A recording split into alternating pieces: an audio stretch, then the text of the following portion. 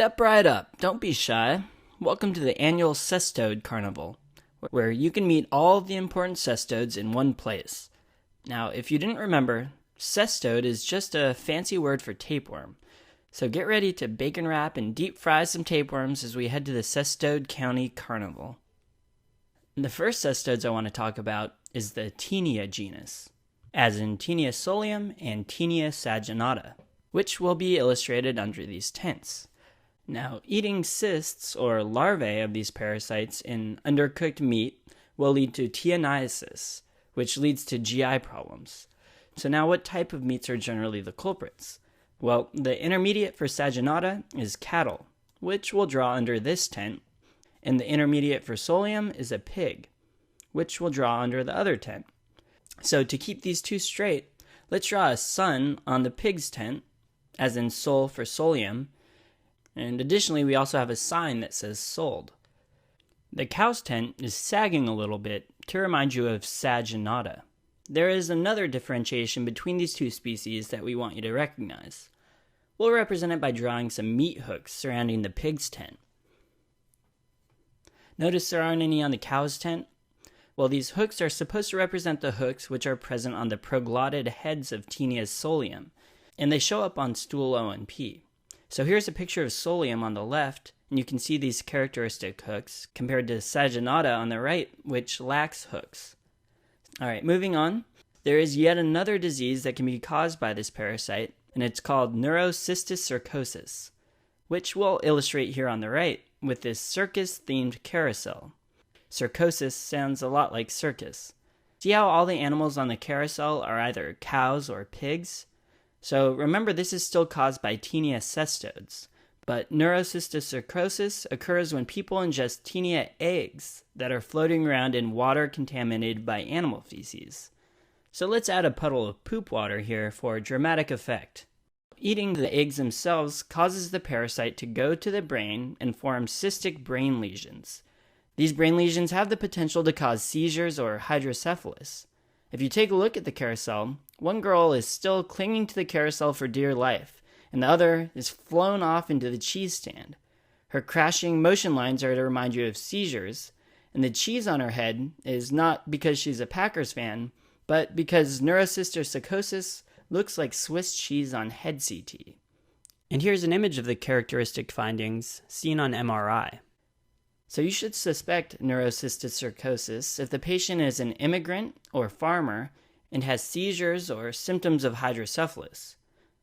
Alright, before we talk about treatment, I just want to hammer in this point one more time.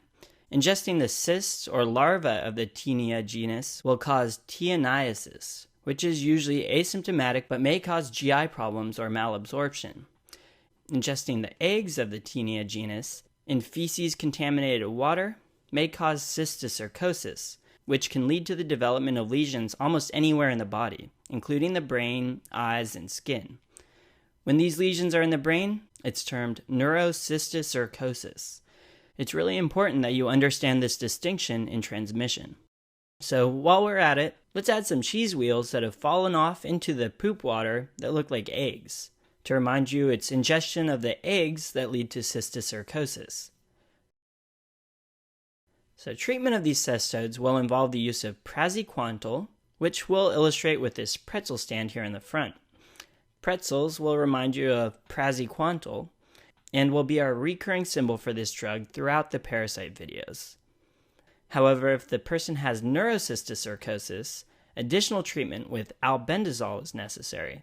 So we're going to add this circus sign here with a strong man named Al bending a bar, our recurring symbol for bendazoles. And you can remember that you need to treat neurocysticercosis with bendazoles because it's on the circus sign. Alright, time to move on to our next worm, and it's a mouthful. Diphyllobothrium laudum, otherwise known as the fish tapeworm.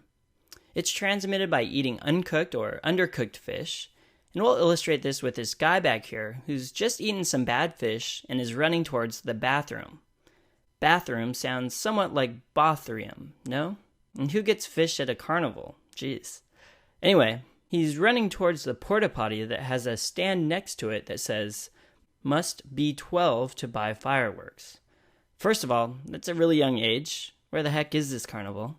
Second, why the B12?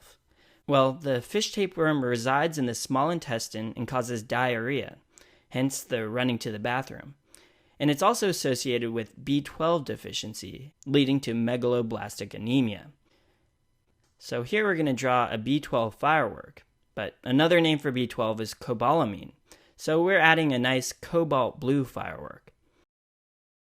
If you look up, some fireworks are bursting into giant red circles that look kind of like red blood cells, which should help you remember megaloblastic anemia. Get it? They're blasting because they're fireworks. Now, another interesting fact about the tapeworm is that it's the largest tapeworm and can grow up to 10 meters long. So we're going to draw this guy here who's leaving the porta potty and has an embarrassingly long piece of toilet paper stuck to his shoe.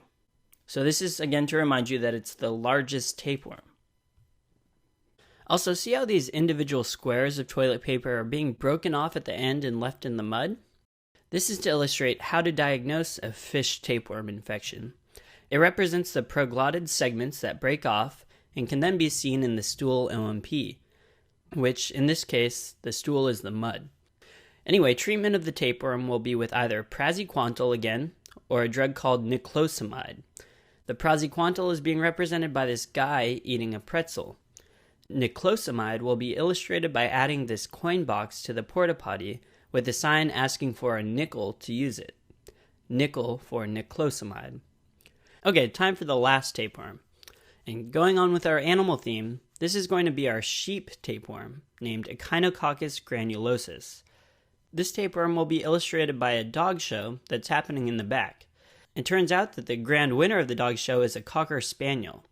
We chose a cocker because it sounds like Echinococcus. The second place dog is a sheep dog, and we made it so because even though the dogs are the definitive hosts, sheep are the intermediate hosts. So we have a sheepdog to remind you of sheep. So where do humans come into play? Well, humans are the incidental hosts that accidentally ingest the eggs from dog feces that could contaminate food or water. So we're going to draw in a pile of poop behind our winner to remind you of transmission through dog feces. Guess our boy got a little too excited about being the winner. Anyway, the sheep tapeworm causes a particular liver abnormality called hydatid cysts. On imaging, it'll look like a slow-growing tumor, which could be concerning. However, there is a buzzword that you should remember when discussing CT imaging, and that's eggshell calcifications. If these are seen inside a cyst-like mass in the liver on CT, suspect Echinococcus. Let's draw in the first place trophy in front of our proud Cocker Spaniel. It's a golden cup, and what better way to film that cup and make it farm fresh than with a giant egg? This is to remind you of these eggshell calcifications. To remind you of the characteristic cystic liver abnormalities, we'll draw the first place winner ribbon on this dog's liver spot here. The shape of the ribbon actually looks kind of like the hydatid cysts that you'd see on CT. And here's a CT scan of the liver showing that.